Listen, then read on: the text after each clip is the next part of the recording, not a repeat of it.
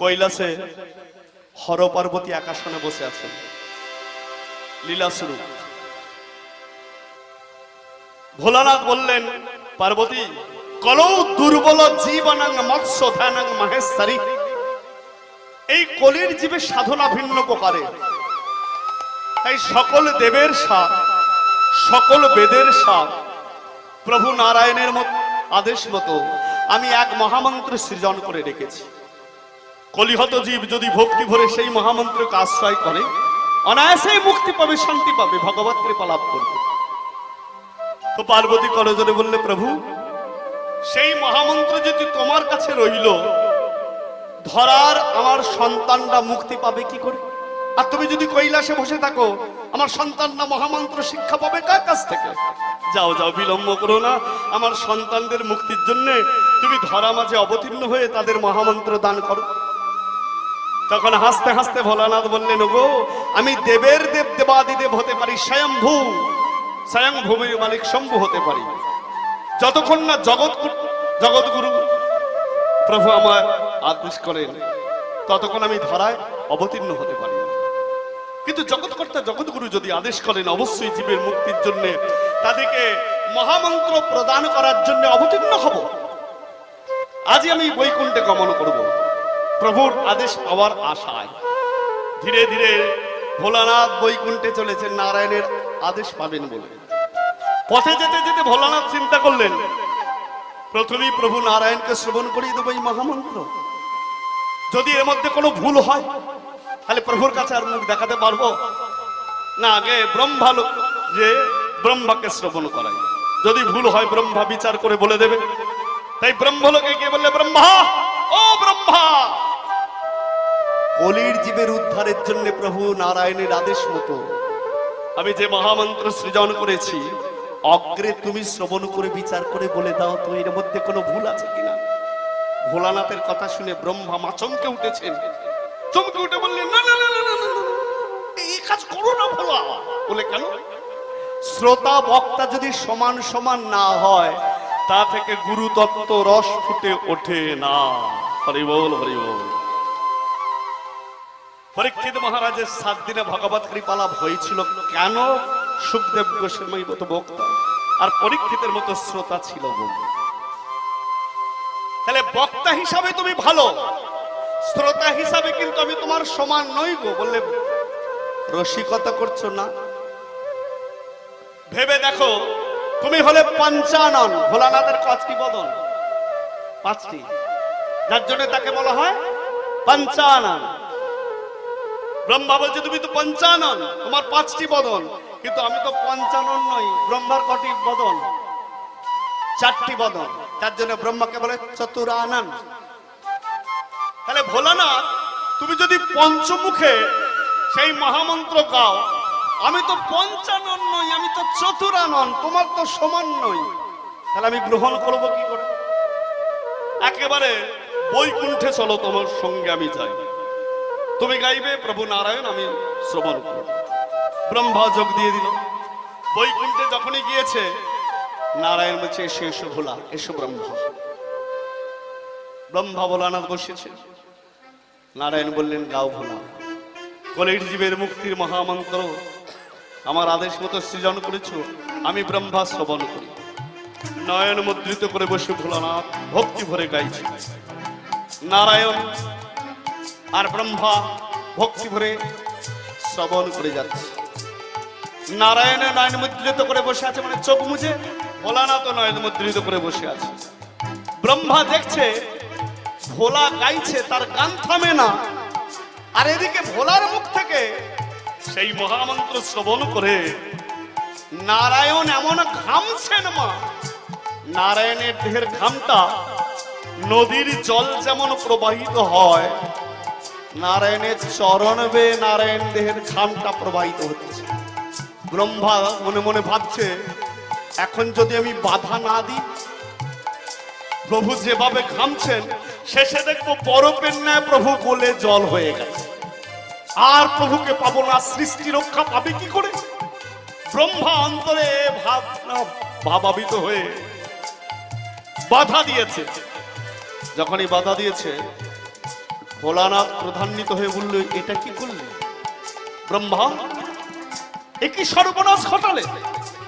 আমি প্রভুকে শ্রবণ করাচ্ছি এই মহামন্ত্র, আর তুমি বাধা দিলে।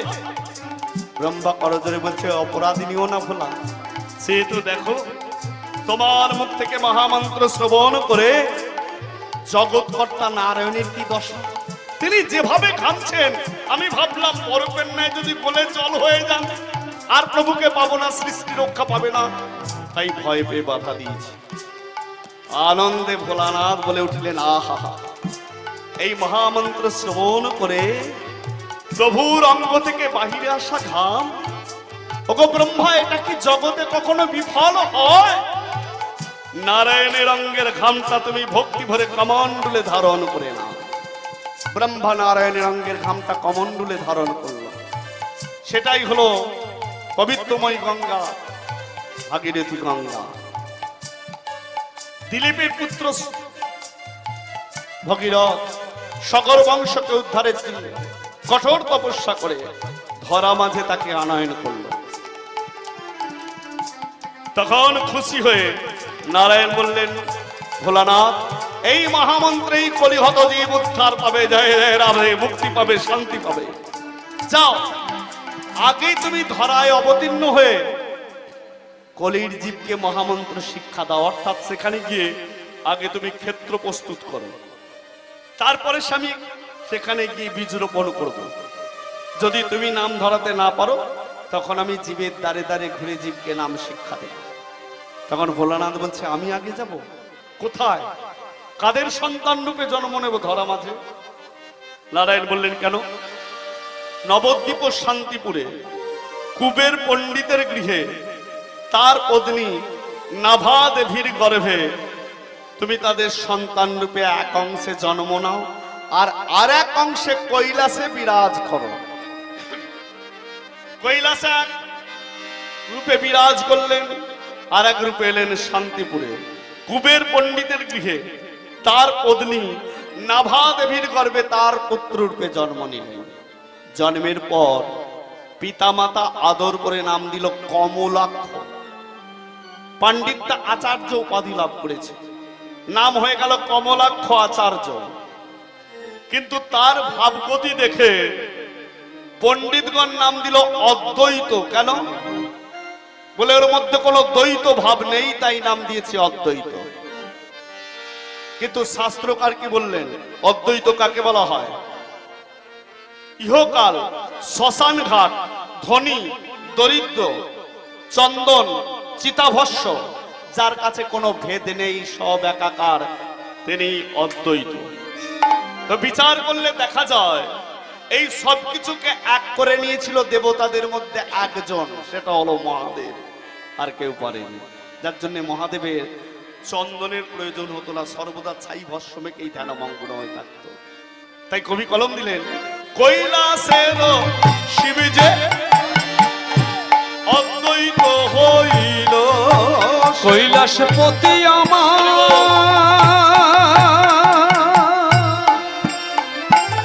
আসিলে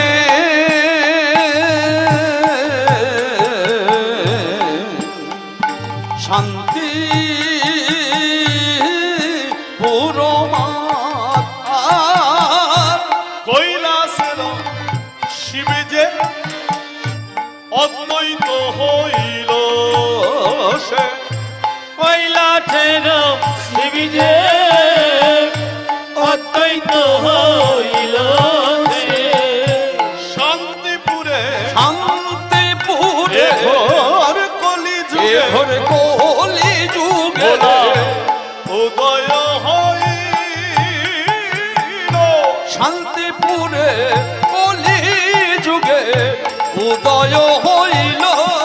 ভোলা উদয় যে হলো, উদয় যে হলো গো, উদয় যে হলো গো, পুরে কলি যুগে উদয় হলো গো, শান্তিপুরে কলি যুগে উদয় যে হলো গো। বলি গৌর হরি হরি বলে উদয় যে হলো গো, গৌর হরি হরি বলে উদয় যে হলো গো, গৌর হরি হরি বলে উদয় যে হলো গো, গৌর হরি হরি বলে উদয় যে হলো গো, উদয় যে হলো গো, উদয় যে হলো গো।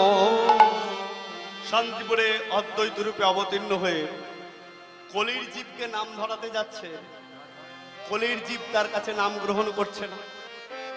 কলির জীবের ভাবগতি দেখে তখন অদ্বৈত আচার্য কেঁদে কেঁদে বলছে, প্রভু তুমি তো আমাকে আগে ভাগে পাঠিয়ে দিলে, আমি কলিতে অবতীর্ণ হয়ে কলির জীবের ভাবগতি দেখছি কি জানো, পাপী তাপীর দশা দেখে আছে সদাই মন দুঃখে। পিতা পিতা সদকে আছে সবাই মন দুঃখে। বলি কাঁদি কাঁদি কাঁদি কাঁদি কাঁদি কাঁদি কাঁদি কাঁদি কহিতে লাগিল, কাঁদি কাঁদি কাঁদি কাঁদি কহিতে লাগিল, কেউ হরি বলে কেউ না, হরি বলে না, হলি হত জীবে হরি বলে না, বলি হত জীবী হরি বলে না, হবে অবতরি হবে, হবে অবতরি হবে, হবে অবতরি হবে, হবে অবতরি হবে, কলির জীবে হরি বলাবে, কবে অবতরি হবে। কলির জীবে হরি বলাবে, হবে অবতরি হবে, কবে অবতরি হবে। ওগো কলিহত জীব সবাই আছে মায়ার ঘরে, মুখে নাহি বলে হরি। অদ্বৈত আচার্য বললেন কলিহত জীব হরি বল বলে না। তাহলে এবার আমাদের মনে প্রশ্ন জাগবে, যিনি কৈলাসের মহাদেব অদ্বৈত রূপে অবতীর্ণ হয়েছেন আমাদেরকে নাম ধরাবার জন্য, তাহলে তিনি এত বড় মিথ্যা কথা কি করে বললেন? কলিহত জীব হরি বল বলে না। গ্রামে গ্রামে নগরে নগরে হরিনাম মহাযজ্ঞ চলছে, কি গো আমরা হাত তুলে বলছি নিতাই গৌর হরি বল, বলি না? বলি তো। তাহলে অদ্বৈত আচার্য কেন বলছে কলিহত জীব হরি বল বলে না? অদ্বৈত আচার্য বললেন আমি মিথ্যা বলি না। ভাব দুই প্রকার, বহিরাঙ্গ ভাব, অন্তরঙ্গ ভাব। কলির জীব সকলে অন্তরঙ্গ ভাব জাগরিত করে হরি বল বলে না। যদি কলির জীব সকলে এক হয়ে অন্তরঙ্গ ভাব জাগিয়ে হরি বল বলতো, তাহলে সংসার মাঝে এদের কি এত দুর্গতি হতো? কি গো? শাস্ত্রে বলা আছে নামাশ্রু পতিত বিন্দু নামেন সহমদাতে কোটি পাতক পতে কৃষ্ণ নামে বিনাশানাম। এক কৃষ্ণ নামে যত পাপ করে পাপীর সাধ্য নাই, সারা জীবন ধরে সে তত পাপ করতে পারে। তাহলে যে কৃষ্ণ নামের এত ক্ষমতা এত গুণ, একবার জপ করলে মুক্তি শান্তি ভগবত কৃপা, অহরহর জপ করে কৃপা পাই না কেন? সে কথাটাই অদ্বৈত আচার্য বললেন আমরা বহিরাঙ্গ ভাবে হরি বল বলি, অন্তরঙ্গ ভাবে বলি না। আমরা বহিরাঙ্গ ভাবে হাত তুলে বলছি নিতাই গৌর হরি বল, কিন্তু যারা অন্তরঙ্গ ভাবকে জাগিয়ে হরি বল বলে একবার ডাকেতেই হরি কৃপা লাভ করে। আর যারা অন্তরঙ্গ ভাবটা জাগিয়ে হরি বল বলে না, তারা ভয়েতে বাহু তুলে হরি বল বলে, কিন্তু তাদের অন্তরঙ্গ ভাবটা কেমন জানো? জিহ্বা দগ্ধ পরাবেদ, হস্তৌ দগ্ধৌ পরৌ ধনে, মনৌ দগ্ধ পরস্ত্রীণাং শ্রবয়ন্তি মোহরমোহ। অনেকে হরি বল বলি আমরা, অন্তর থেকে বলি না। যারা অন্তর থেকে বলে কৃপা পায় একবার ডাকে, আর যারা অন্তর থেকে বলে না বহিরাঙ্গ ভাবকে আশ্রয় করে বলে, তাদের অন্তরঙ্গ ভাবটা কেমন? জিহ্বা দগ্ধ পরাবেদ। কলিহত জীবটা দেখবেন চট করে হরি বল বলতে চায় না, বলতে চায়? কলিহত জীবের জীবটা সহজে হরি বল বলতে চায় না, অকথা কুকথা সহজেই বাকি রয়ে যায়, হরি বল সহজে বাড়া হয় না। তাই গৌর হরি বল জিহ্বা দগ্ধ পরাবেদ। এই কলিহত জীবের ভাবটা কি? সহজে হরি বল বলে না, পরের খেতে পারলেই ভালো। নিতাই গৌর হরি বল। হস্তৌ দগ্ধৌ পরৌ ধনে, প্রভুর সেবার জন্য দান ধান করতে গেলে হাতটা গুটিয়ে যায়, করে তালি দিয়ে তার নামগুণ সংকীর্তন করতে অনেক সময় লজ্জা বোধ হয়, কিন্তু পরের সম্পত্তি লিখে নিতে বললে অনায়াসে হাসতে হাসতে নিমিষের মধ্যে লিখে নিয়ে যায়। কলিহত জীবের হাতের ভাবটা এমন। মনোদগ্ধ পরস্ত্রীণাং, মনটা জগন্নাথের চরণে সর্বদা দিতে পারি না, পড়ে থাকে পর রমণীর প্রতি। তাই তো অদ্বৈত বললেন তোদের অন্তরে এক ভাব, বাহিরে হরি বল বললে কি কৃপা হবে? ওরে মন মুখ এক করে যতক্ষণ না হরি বল বলছিস, তোদের কৃপা হবে না রে, কৃপা হবে না রে, বলা হলো না রে, বলা হলো না রে। মন মুখ এক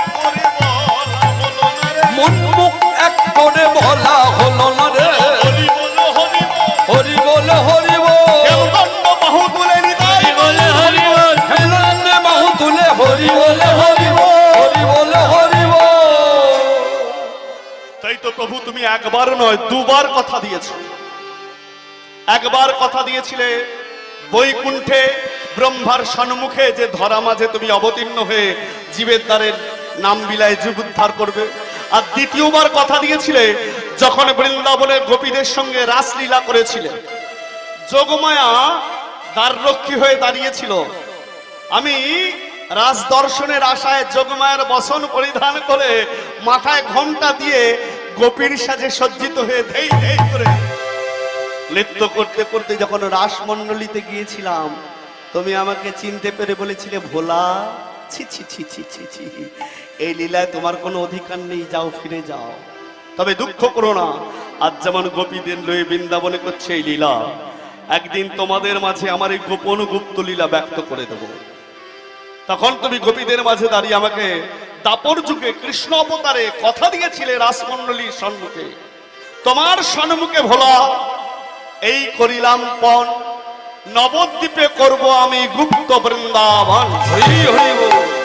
আমার গুপ্ত বৃন্দাবনে তুমি হবে অদ্বৈত আচার্য নারদ শিবাস, স্বয়ং ব্রহ্মা হবেন সেটায় ভক্ত হরিদাস, পিতানন্দ হবেন সেটায় বিশ্ব পুরন্দর, মা যশোদা হবেন সেটায় শচী কলেবর, বলাই দাদা নিতাই হবে জীবের দ্বারে নাম বিলাবে, একে একে যাব সর্বজন, গিয়ে নদিয়াপুরে আমি গৌরাঙ্গ মূরতি ধরে করব সেথায় গুপ্ত বৃন্দাবন।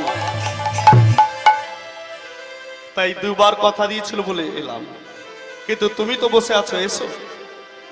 নয়ন জলে বুক ভাসাচ্ছে, তাহলে মহাদেব কি শুধু একা এসেছিলেন ধরা মাঝে আমাদেরকে উদ্ধার করতে? না, আর কে কে এলো? ব্রজপুর যে জগন্নাথ বিশ্ব সে ব্রজপুর নন্দরে জগন্নাথ মিশছে, শচী দেবী তার ঘরণী হয়, আর শচী দেবী তার ঘরণী হয়। বৃন্দাবনে দাপর যুগে নন্দ মহারাজ এই কলি যুগে কি রূপে জন্ম নিল? উপেন্দ্র মিশ্রের পুত্র জগন্নাথ মিশ্র রূপে। বৃন্দাবনের মা যশোমতী, যিনি কৃষ্ণকে গোপাল গোপাল বলে আদর করে কৃষ্ণ ননি ছানা খাওয়াতেন, সে বৃন্দাবনের মা যশোমতী কলি যুগে কি রূপে এলেন? নীলাম্বর চক্রবর্তীর কন্যা শচী দেবী রূপে। দুজনেই বিষ্ণুর পরম ভক্ত, ভক্ত সাধিকা। এদিকে অদ্বৈত কেঁদে কেঁদে ডাকছে, প্রভু তুমি এসো, সৃষ্টিকে রক্ষা করো, জীবকে নাম ধরাও। বৈকুণ্ঠে ভগবান বসে বসে ভাবছেন, তুমি তো আমাকে অবতীর্ণ হতে বলছো, কোথায় অবতীর্ণ হব? ক্ষেত্র যদি ভালো না হয় ফসল ভালো হয়? ক্ষেত্র মানে কি? জমি বা মাটি। মাটি ভালো না হলে ফসল ভালো হয় না।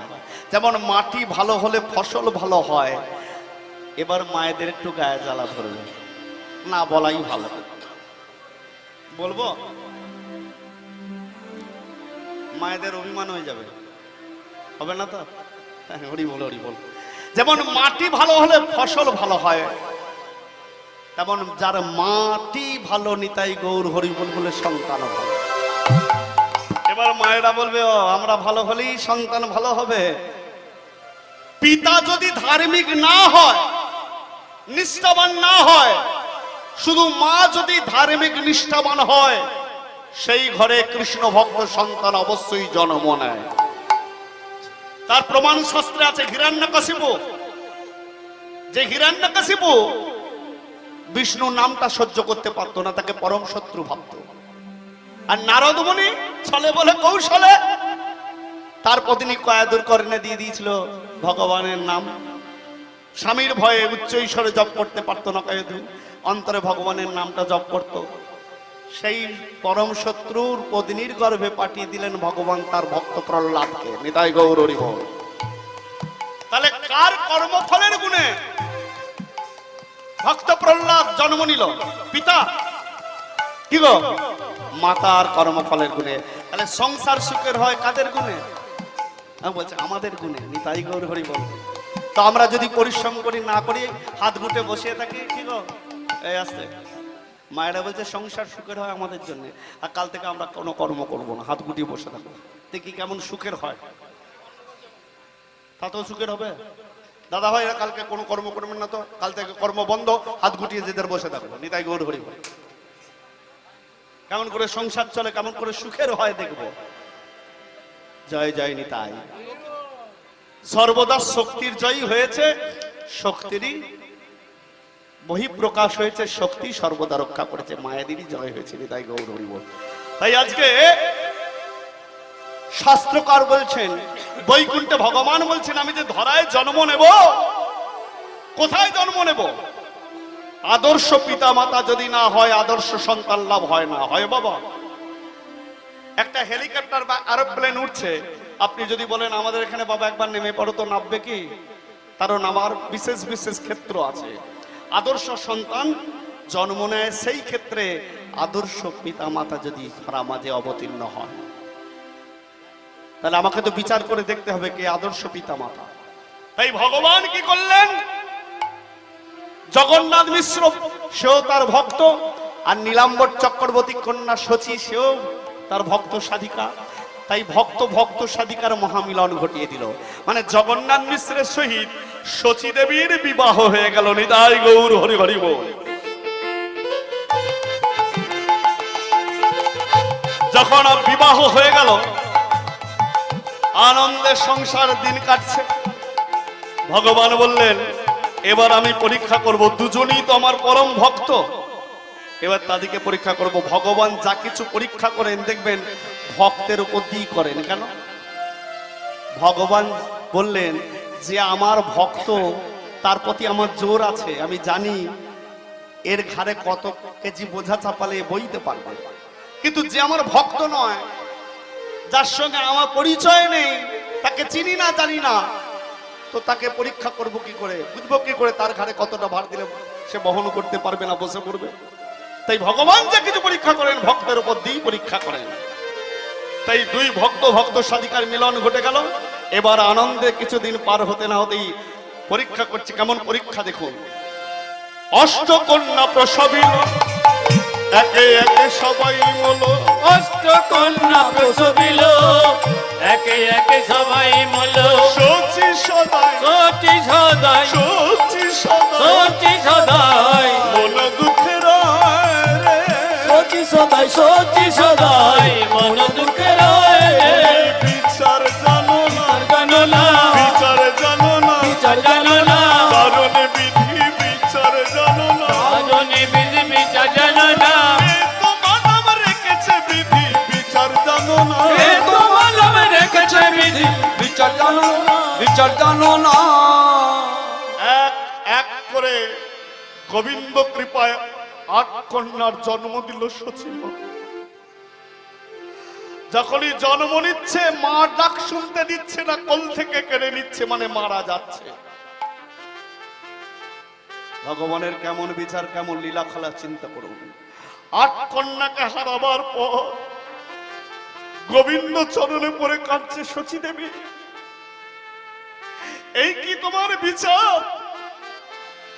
আমি জ্ঞান হওয়ার পর থেকে তোমাকে ছাড়া কিছু জানি না, তোমার নাম ছাড়া কিছু জানি না, আর তুমি আমাকে এই উপহার দিলে।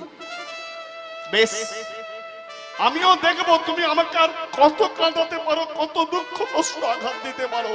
হে ভগবান, তুমি তো বলেছো যে করে আমার আশ, আগে করি আমি তার সর্বনাশ। যে তোমাকে পেতে চায়, ভালোবাসে, তাকে ঘাত প্রতিঘাত দিয়ে পরীক্ষা করে নাও। সব পরীক্ষা সে উত্তীর্ণ হয়ে যদিও তোমার চরণ না ছাড়ে, তোমার নামকে না ত্যাগ করে, তখন তুমি তার হয়ে যাও দাস অনুদাস। আমিও দেখবো ৮ কন্যা কেঁদে নিয়েছো, আর কত দুঃখ কাঁদাতে পারো।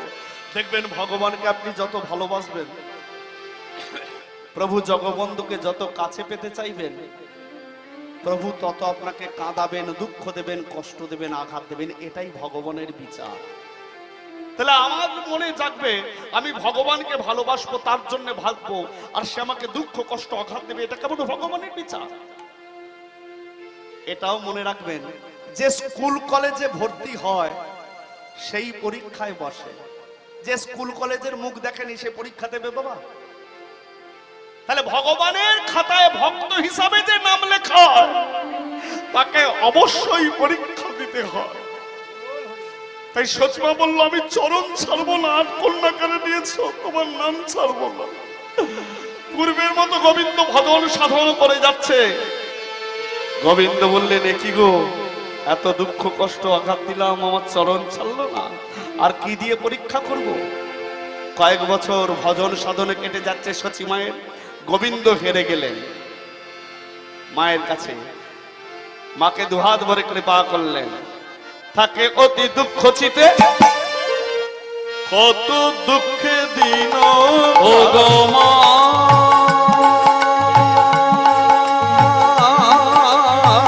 রাধে রাধে রাধে জয় রাধে শ্রী রাধে। সচিমা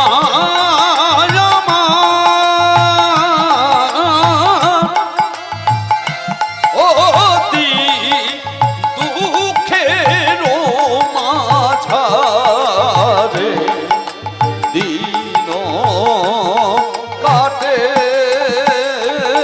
বলি থাকে অতি দুঃখ চিতে, কত দুঃখে দিন তাকে অতি দুঃখ চিতে, কত দুঃখে দিল তাতে। বিশ্বরূপ জন্ম লইল, বিশ্বরূপ জন্ম লইল। 8 কন্যা হারাবার পর গোবিন্দ ভজন সাধন করে যাচ্ছে। গোবিন্দ এবার কৃপা করল। এবার সচিমা গোবিন্দ কৃপাতে একটি পুত্র সন্তানের জন্ম দিল। আর এই পুত্র সন্তানটা মায়ের কোল আলো করে বেঁচে রইল, নাম দিল বিশ্বরূপ। কিন্তু পূর্বে এই বিশ্বরূপ কে ছিল, কার অংশ থেকে এলো? বলি এলো এলো ব্রজের বলাই, এলো ব্রজের ভলাই এলো, বজে বলা এলো, জীব উদ্ধারিতে বলাই এলো, বিশ্বরূপের জন্ম হলো। জীব ধরিতে বলাই এলো, বিশ্বরূপের জন্ম হলো। এলো এলো ব্রজের ভলাই এলো, এলো এলো ব্রজের ভলাই এলো। বৃন্দাবনের দাদা বলরামের এক অংশ রূপে এলো এই বিশ্বরূপ। কিন্তু মাগো 8 কন্যাকে হারিয়ে একটি পুত্র সন্তান লাভ করে সচিমার কিন্তু দুঃখ গেল না। জগন্নাথ মিশ্র পুত্র মুখ দর্শনে সকল দুঃখ ভুলে গেছে, কিন্তু মায়ের মন তো সচিমা ভুলতে পারলো না। তাই সচিমা কেঁদে কেঁদে ভগবানের প্রতি বলে, মাঝে মাঝে সচি দেবী করো এ কীর্তন। সচিমা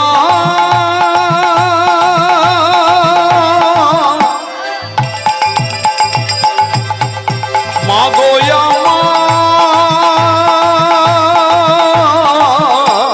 জয় নিতাই জয় নিতাই জয় নিতাই।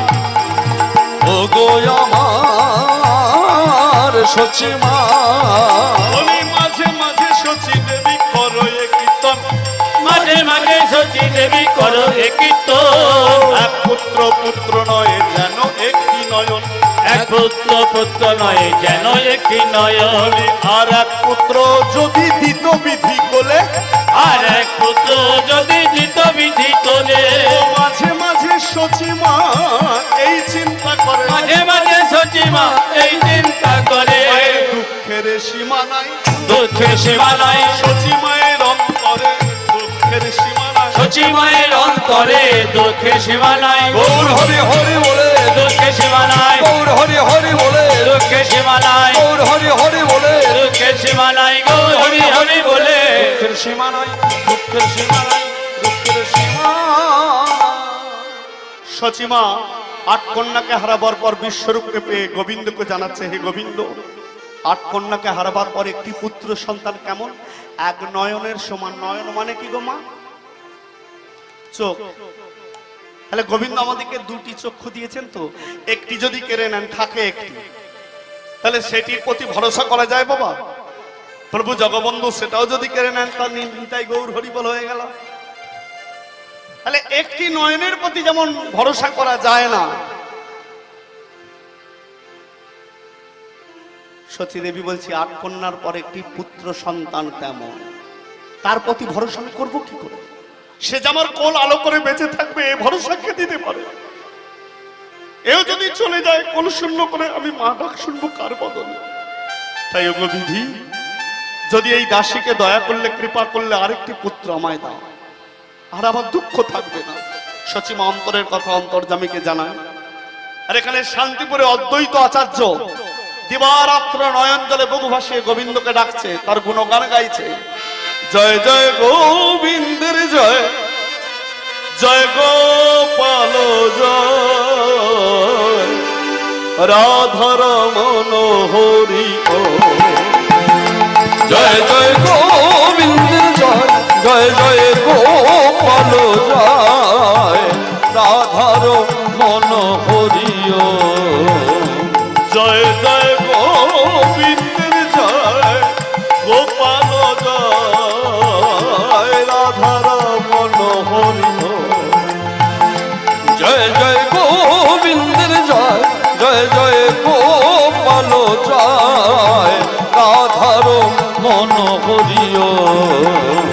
রাধার মনোহরি ও, হরি ও, হরি ও, রাধার মনোহরি ও। রাধার মন হরিওম, হরিওম, হরিওম, রাধার মন হরিওম। কিন্তু অদ্বৈতর ডাকে গোবিন্দ জন্ম নিচ্ছেন না ধরায়, সারাও দিচ্ছেন না। তখন অদ্বৈত আচার্যের গোবিন্দের প্রতি অভিমান হয়ে গেল। অদ্বৈত আচার্যের পত্নীর নাম ছিল সীতা দেবী।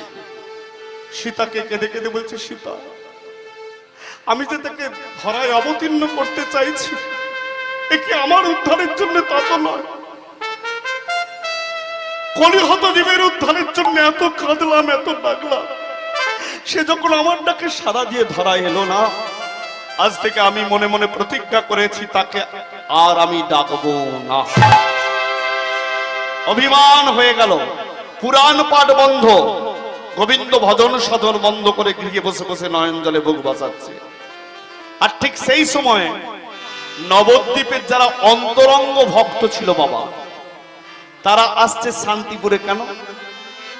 শান্তিপুরে অদ্বৈতর কাছে ভগবানের নামগুণ সংকীর্তন শ্রবণ করে তাপিত দেহটা শীতল করার আশায়। কারণ সেই সময় নবদ্বীপে ভজন সাধন করার উপায় ছিল না, পাষণ্ডের অত্যাচার, তাই ভয়ে ভয়ে দিন কাটাতো তারা। কিন্তু শান্তিপুরে অদ্বৈত আচার্যকে সকলে ভয় পেত, তাই তারা ছুটে যাচ্ছে শান্তিপুরে অদ্বৈতর কাছে। যেতে যেতে গাইছে, ভজ হরে মন শ্রীনন্দের নন্দন, অভয় চরণ বিন্দরে। ভজ রে মন শ্রীনন্দের নন্দন, অভয় চরণার বিন্দুরে। ভজ হরে মন শ্রীনন্দের নন্দন, অভয় চরণ বিন্দরে। ভজ রে মন শ্রীনন্দের নন্দন, অভয় চরণার বিন্দুরে। কিবা মনুষ্য দুর্লভ জনম শত সঙ্গে, নস্য দুর্লভ জনম শত সঙ্গে, যায় রে ঘুরে ভব সিন্ধুরে। ভজ রে মন শ্রীনন্দের নন্দন, অভয় চরণার বিন্দুরে।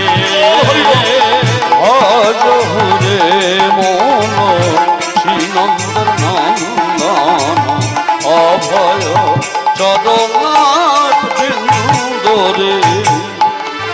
ইহ নব যৌবন বিফলে গোয়া হলো কি করব সপ্রিয়া মেঘেরে ইহন বন বিফলে গোয়াওন কি করব সপিয়ালে ঘেরে ইবা মনুষ্য দুর্লভ জনম শত সঙ্গে মনস দুর্লভ জন্ম শত সঙ্গে যায় রে ঘুরে ভব সিন্ধুরে নিতাই গৌর ঘুরে মন শ্রীনন্দন নন্দন অভয় চরণার বিন্দরে ভজ হরে মন হে নন্দন নন্দন অভয় চরণার বেন্দরে। যখন শান্তিপুরে অদ্বৈত আচার্যের কাছে এলো, দেখছে যে অদ্বৈতর মুখে গোবিন্দর গুণগানে লেগেই আছে, যে হরি ভজন সাধনে সর্বদা মগ্ন, সেই অদ্বৈত আচার্য সবকিছু ত্যাগ করে গৃহে বসে বসে নয়ন জলে বুক বাসাচ্ছে। গো ঠাকুর, তোমার এমন ভাব কেন? তোমার কিসের অভাব? কেন আজকে এমন ভাব? তখন অদ্বৈত আচার্য কেঁদে কেঁদে বলছে, তোমরা বলতে পারো দিবারাত্র তোমাদের সাথে মিলিত হয়ে নয়ন জলে বুক ভাসিয়ে সেই গোবিন্দকে যে বারবার ডাকছি, তাকে ধরায় অবতীর্ণ করতে চাইছি। এত কাঁদলাম, এত ডাকলাম, কই সে তো আমাদের ডাকে সাড়া দিয়ে ধরা এলো না। তাই আমি মনে মনে প্রতিজ্ঞা করেছি, আজ থেকে তাকে আর ডাকবো না। নবদ্বীপের ভক্তগণ হাসতে হাসতে বলল, তার প্রতি এত অভিমান? হরিবোল হরিবোল। ওগো, তুমি যে আজকে আচরণটা করলে, এটা কি প্রকৃত বৈষ্ণবের আচরণ? যে কৃষ্ণ ভক্ত হয়, বৈষ্ণবের হয়, তার আচরণটা কেমন হওয়া উচিত? তৃণদপি শুনিছেন তরৌরি বা সহিষ্ণু না অমানি না মানা দেনা কেট্টানিয়া সদা হরি। তৃণের মতো ছোট, বৃক্ষের মতো সহিষ্ণু, সমস্ত মান অভিমান ত্যাগ করেই তার নামগুণ সংকীর্তন করতে হয়। কৃষ্ণ লাভের মূল মন্ত্র হলো আগে নিজে নম্র হওয়া। আজকে তুমি তা না করে বৈষ্ণবের মধ্যমণি হয়ে এইভাবে বসে বসে নয়ন জলে বুক ভাসাচ্ছ। একবারও ভেবে দেখলে না, মন মুখ এক করে দিয়ে যদি ডাকার মতো কেউ তাকে ডাকে, সেই তো খুশি হয়ে জানিয়ে দেবে কি তার ভালো লাগে, কি দিয়ে ডাকলে তাকে পাওয়া যায়। এই অভিমান করে বসেছিলেন, তাকে আর ডাকবো না, তার কথা বলবো না। যখন নানান ভক্ত এসে নানান কথা বলেছে, অভিমান চলে গেছে। অদ্বৈত আচার্য অভিমান ত্যাগ করে মধ্যাসনে বসে পুরাণ পাঠ শুরু করেছেন। পুরাণ পাঠ করতে করতে পুরাণের পাতে একটি সংস্কৃত শ্লোক দেখতে পেলেন। লেখা আছে, তুলসী দল মাত্র না জলস্য চিলকেন বা বিক্রিণিত আত্মানং ভকত ভো ভকত বৎসলা। গোবিন্দ নিজে বলেছেন, আমি ভক্তের কাছে হীরা মানিক মুক্ত প্রবাল কিচ্ছু চাই না। কোন ভক্ত যদি এক অঞ্জলি গঙ্গা জল আর একটি তুলসী পত্র করে লয়ে এক ফোঁটা অশ্রু বিসর্জন করে গোবিন্দ এই মহামন্ত্র উচ্চারণ করে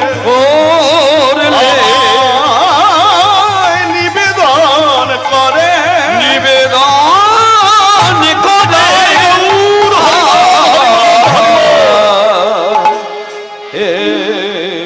গোবিন্দ, আমি তাতেই সন্তুষ্ট হয়ে যাই। অদ্বৈত বললেন, একটি তুলসী পত্র আমার গোবিন্দের এত প্রিয়। পুরাণের পাতায় কথা জানতে পেরে অদ্বৈত আচার্য ভক্তদের সাথে এলেন কোথায়?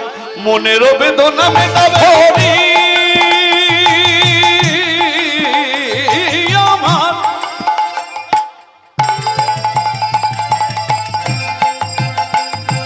দয়াল হরি, ও হে বলো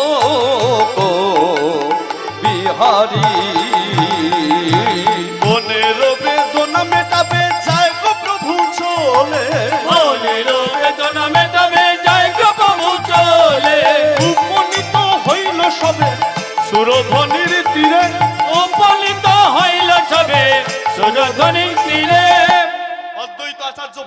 সাথে এলেন কোথায়? সুরধনী তীরে, মানে গঙ্গার তীরে। এসে গঙ্গায় ডুব দিয়ে তুলসী বৃক্ষকে 3 বার প্রদক্ষিণ করলেন। শেষে সম্মুখে দাঁড়িয়ে গলগ্নি পিতবাসে করজোরে তুলসী মাতাকে অদ্বৈত আচার্য জানাচ্ছেন, হে মাতা তুলসী, ত্বং হি গোবিন্দানন্দকারিণী গোবিন্দ অনায়ার্থায় ততপত্র চিনামহম। সংস্কৃতে কি বললেন অদ্বৈত আচার্য? হে মাতা তুলসী, অর্থাৎ হে মা তুলসী, ত্বং হি গোবিন্দানন্দকারিণী, তুমি তো গোবিন্দের আনন্দকারিণী। গোবিন্দ অনায়ার্থায়, সেই গোবিন্দকে ধরায় অবতীর্ণ করব বলে ততপত্র চিনামহম, আজকে তোমার পত্র চয়ন করতে এলাম। কথাটায় সকলে ধ্যান দেবেন।